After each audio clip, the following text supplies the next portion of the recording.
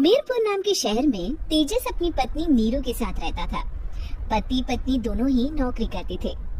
एक दिन तेजस गांव अपनी माँ के पास फोन करता है। हेलो, प्रणाम माँ। जीते रहो माँ, तुम दादी बनने वाली हो। अरे वाह, ठीक है बेटा, मैं कल ही आती हूँ। जब माँ जी शहर पहुँची तो बेटी बहू ने बहुत अच्छे से स्वागत किया। लीजिए माँ जी चाय।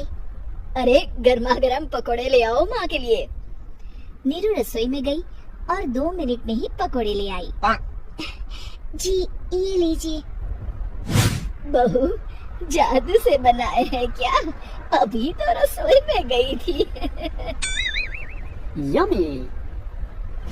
माँ जी, शीला रसोई में पकोड़े तल रही है, मैं बस लेकर आई। हे भगवान, मेरा धर्म भ्रष्ट कर दिया तूने। अब तो गंगा जल से शुद्धिकरण करना होगा। दूसरे दिन, माँ जी मैंने नाश्ता बना दिया है, ऑफिस जा रही हूँ। पर अभी तो घर का सारा काम पड़ा है। शीला आती ही होगी, झाड़ू पोछा बर्तन कपड़े वो सब कर लेगी। हमारे जमाने में घर का सारा काम हम ही करते थे। जी माँ जी, आप बहुत होशियार हैं, मैं घर ऑफिस दोनों नहीं संभाल पाती।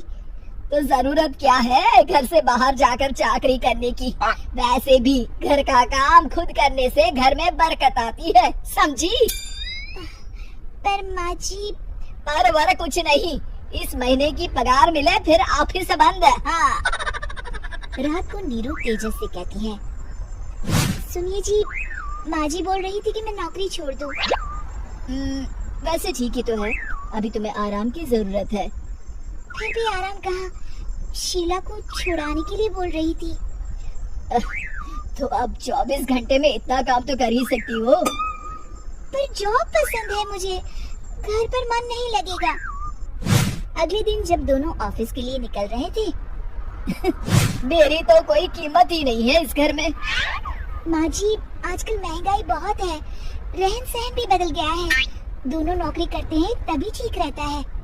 अच्छा, तू कहना क्या चाहती है? मेरा बेटा तुझे बिठा के खिला नहीं सकता? तू ही इस घर का खर्च चला रही है, हैं? नहीं माँ जी, मेरा वो मतलब नहीं था। मतलब खूब समझती हूँ, ये बाल धूप में सफेद नहीं किए मैंने। हाँ। अब तो ये रोज का काम हो गया था। तेजस भी रोज की झिकझिक से परेशान हो गया था। एक दिन उसने कहा, नीरू, वैसे भी तुम्हें मैटरनिटी लीव मिलने वाली है, तो अभी से ही छुट्टी ले लो। पर क्या, मेरी सैलरी अच्छी खासी है। आखिर नीरू ने रिजाइन कर दिया।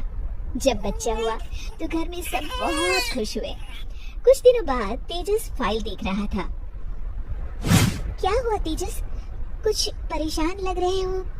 अब हाँ, वो हमारी जितनी सेविंग्स थी वो तो हॉस्पिटल में और छठी के फंक्शन में खत्म हो गई है नीरू। और अभी वैसे मंदी चल रही है तो मैं बोल रही थी कल मुन्ना को हेपेटाइटिस का टीका लगवाना है। नीरू, क्या पोस्टपोन नहीं कर सकते? नहीं जी, बिल्कुल नहीं। अब तेजस को समझ में आ रहा था कि उससे गलती हुई है।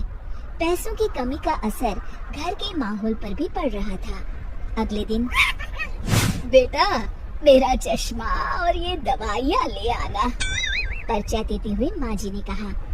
अब जी। तेजस, मुन्ना के लिए दूध का डिब्बा और डायपर भी ले आना, और ये किराने के सामान की लिस्ट है, इसे भी लाना है। तेजस गुस्से में लिस्ट मरोड़कर फेंकता है और चिल्लाता है, पैसे क्या पेड़ पर उगते हैं? ये ले आना, वो ले आना। अरे पर ये जरूरत का सामान ही है। वो गुस्से में बिना कुछ कहे ऑफिस चला गया। अरे अरे लंच तो ले जाइए। नीरू दौड़कर डिब्बा पकड़ाती है। एक दिन खाना खाने के बाद, नीरू, अब तो मुन्ना कुछ बड़ा हो गया, तो अब तुम वापस ज्वाइन कर लो ना जॉब। पर इस रिसेशन में जॉब मिलना बहुत मुश्किल है, ट्राई तो करो। फिर मुन्ना, माँ जी है ना, और एक फुल टाइम मेड भी लगा लेंगे। पर माँ जी, उन्हें तो पसंद नहीं। तभी माँ जी वहाँ आ जाती है और प्यार से नीरू के सर पर हाथ फेरते हुए बोलती है, अब मेरी समझ में आ गया बहू, पहले के और अब के समय में अंतर है। तुम काम शुरू करो, मुन्ना की जिम्मेदारी मेरी। मेरी प्यारी माँ जी। ये कहकर नीरू उनके गले लग गई। शिक्षा, परिवर्तन संसार का नियम है, हमें भी समय के साथ चलना चाहिए। उम्मीद है कि आपको हमारी ये कहानी पसंद आई होगी।